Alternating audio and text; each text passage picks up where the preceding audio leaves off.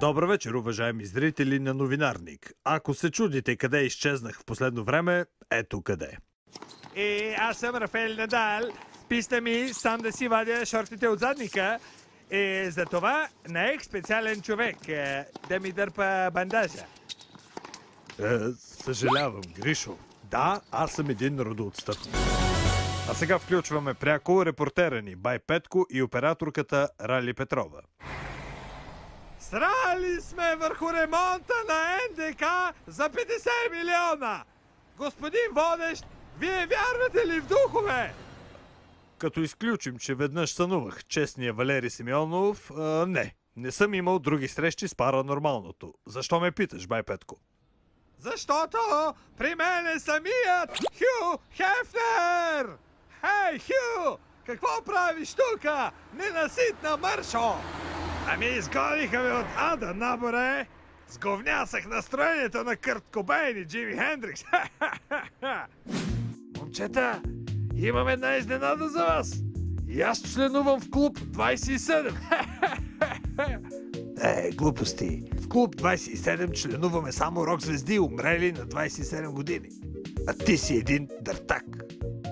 Да, но най-ми работа е 27 санта, Не, имам чувството, че ще го направя отново.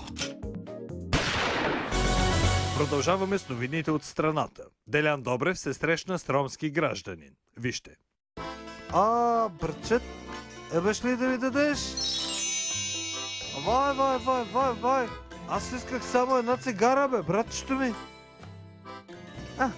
Брат ли съм ти? Ами, ето ти още тогава.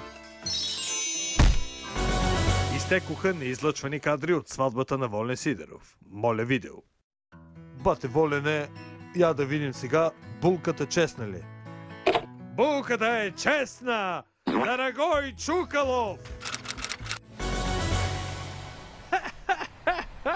Искате да кажете, че политиците ви са една поръчкова шайка? Много силни думи употребявате, господин Хефнер. Ще ви изядат хляба. Антоне, ти мене ли ще плашиш, бе? Аз идвам от отвъдното, Морков. Ти си Морков. Заклевам се, че мога да те схрускам на секундата. Клетвата си е клетва. Айде сега да те видя как хрупаш, Моркова. Следва най-романтичното селфи на Ханибал Лектер.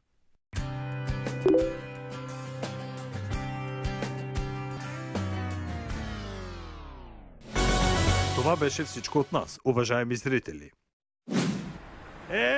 Аз тогава да тръгвам, наборе. Ще си пробвам късмета и в рая.